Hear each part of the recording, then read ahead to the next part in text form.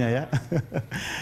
Oke, baik pemirsa, kita lanjutkan kembali diskusi kita pada malam hari ini. Saya serahkan kembali Bang Eriko, silakan bagaimana kelanjutannya?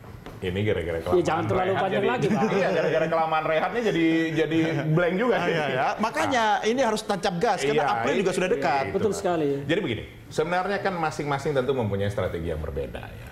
Tergantung daripada apa yang disasar tadi. Yang saya sebut tadi 15% itu sebenarnya. Tinggal itu sebenarnya yang harus direbut pada waktu yang tidak cukup nggak waktunya ini? Sangat cukup sebenarnya. Sangat cukup.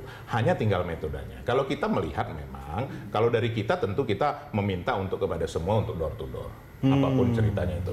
Tetapi kalau kita melihat strategi-strategi yang dilakukan saat ini sebenarnya itu banyak yang bersifat misalnya memberikan sesuatu hal yang bombastis gitu ya. Kalau kita sebut pada zaman yang waktu dulu ini disebut tadi sama Adinda saya ini propaganda itu tadi. Ya, katakan menyampaikan sesuatu tidak dengan data, dengan apa. Nah, ini dicoba untuk merubah persepsi dari masyarakat. Sebenarnya. Nah, ini ada teorinya. Teori ini sebenarnya dilakukan pada saat Nazi dulu. Menteri propaganda Nazi yang namanya Joseph Paul Goebbels itu menyebut Nasem et Argentum. Apa? Argentum et Nausem.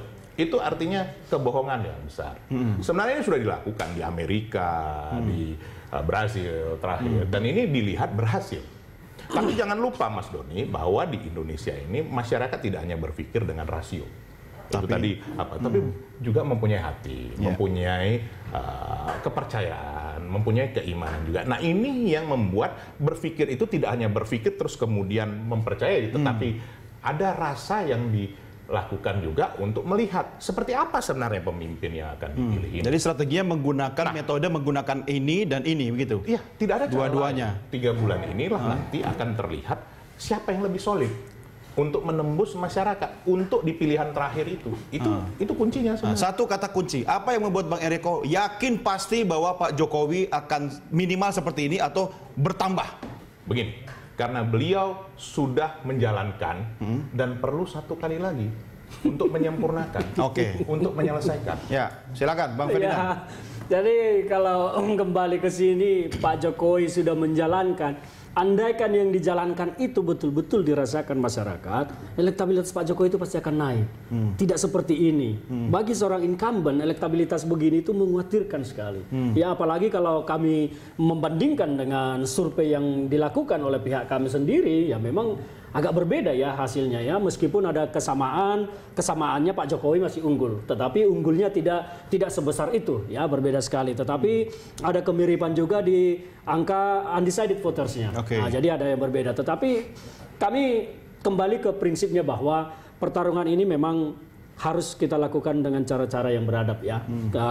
Dengan menghindarkan cara-cara yang curang juga dengan segala macam itu, karena potensi kecurangan juga sangat tinggi. Jadi boykot. Dan yang berpotensi curang itu adalah petahana sendiri. Ya, ini yang harus kita hindarkan semua. Nanti kita lihat perkembangannya seperti apa, tetapi kita sangat berharap mari kita memberikan pendidikan politik yang baik kepada masyarakat bahwa kemenangan, kekuasaan itu hanya sementara. Masyarakat yang jauh lebih besar yang harus kita pedulikan, maka mari kita berdemokrasi dengan baik. Iya, karena kekuasaan tertinggi di tangan rakyat. Betul sekali, karena ini suara rakyat, suara Tuhan, kedaulatan rakyat yang harus kita jaga. Vox Populi, Vox Dei. Ya, cukup ya kampanyenya Bapak-Bapak. Pak Muslimin, silakan apa yang bisa Anda sampaikan kepada masing-masing tim, termasuk kepada pemilih kita nanti. Ya, sebenarnya dua paslon ini kan punya PR masing-masing. Petahana tentunya bagaimana mempertahankan posisi saat ini, karena memang sudah unggul jauh. Betul. Dengan mempertahankan 53% tadi saja, itu sudah unggul sampai kemudian 17 April. Tapi itu mempertahankan juga berat kan? Karena trennya juga turun-menurun. Kemudian yang kedua, dari paslon nomor 2, memang ada PR besar karena harus mengejar ketertinggalan yang cukup jauh, sekitar 19%. Dan mengejarnya itu tidak mudah. Karena kalau kita lihat 3 bulan terakhir yang tadi saya lihat, kita lihat datanya bahwa ada stagnasi. Nah, disinilah kesempatan, 3 bulan terakhir ini kesempatan bagi paslon nomor 2. Bagaimana debat-debat yang dilakukan tidak lagi yang disampaikan oleh Bang Ferdinand tadi, garis besarnya. Tetapi masyarakat butuh solusi yang konkret. Nah, sehingga debat akan berpengaruh nanti, khususnya pemilih Prabowo atau ingin mengambil pemilih Pak Jokowi, bagaimana Prabowo mampu meyakinkan Tidak hanya retorika yang bagus, tetapi solusi konkret yang harus ditawarkan. Kemudian yang ketiga, masing-masing paslon ini akan bagaimana menciptakan kesan terhadap swing voter. Oke, pemilih saya akan tetap karena dengan kesan yang disampaikan oleh kedua paslon. Begitupun juga dengan 3 bulan terakhir, bagaimana kemudian masing-masing pendukung, kemudian tim sukses meyakinkan.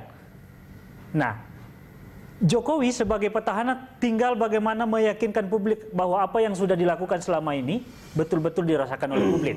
Dengan tingkat kepuasan 65%, itu artinya Pak Jokowi punya modal besar. Karena ada 65% yang cukup puas terhadap pemerintahan Pak Jokowi. Kemudian di sisi petahana, tentunya diuntungkan. Pertama adalah siapapun yang tidak suka dengan Jokowi pasti memilih Prabowo. Jadi ada 2 keuntungan, memilih karena memang faktor Pak Prabowo. Kedua adalah pemilih yang tidak suka Jokowi otomatis memilih Pak Prabowo. Jadi ada limpahan suara yang tidak suka dengan Pak Prabowo. Sehingga saya kira kedua paslon bagaimana kemudian kedua calon ke depan, kita sepakat bahwa pendidikan politik harus kita kedepankan, bahwa praktek-praktek politik yang bermoral dan debat-debat ini adalah pendidikan politik. Saya kira bagaimana kemudian kedua paslon lebih mengedepankan gagasannya, solusi konkret yang ditawarkan kepada publik, tidak lagi berantem di bawah, khususnya kemudian masing-masing pendukung. Bagaimana memanaskan suasana, Bang Ferdinand misalnya mengatakan bahwa Abang Satu ini terlalu kemudian memberikan propaganda-propaganda. Tetapi kita lihat nanti bahwa besok adalah debat perdana. Betul sekali. Kita juga berharap bagaimana kemudian masyarakat betul-betul menonton TV, membuka TV, karena disitulah kemudian masyarakat bisa menilai bagaimana komitmen kedua paslon ini untuk mensejahterakan Republik ini. Tentunya itu. Setuju ya. Pokoknya apapun alasannya ya, NKRI harga mati. Merah putih. Merah putih. Indonesia nomor 1, Capres nomor 2. Tapi tetap 1. Karena bukan lawan yang baru. Sudah habis durasinya ya. Pak Muslimin terima kasih ya sudah bersama kami. Bang Eriko terima kasih. Mas Ferdinand tetap sehat buat Anda berdua ya untuk mengawal demokrasi bangsa ke depan ya. Sukses buat Anda bertiga. Terima kasih, selamat malam. Dan pemirsa, inilah akhir jumpa kita dalam Prime Time Talk edisi malam hari ini. Anda bisa mengirimkan informasi, kritik, dan saran pada kami. Layangkan di email redaksi@berita1.tv. Follow kami via Twitter, Facebook, YouTube, dan juga Instagram. Atas nama rekan-rekan redaksi, kerabat kerja, dan seluruh kru yang bertugas, saya Doni De Kaiser undur diri. Terima kasih, selamat malam, merdeka!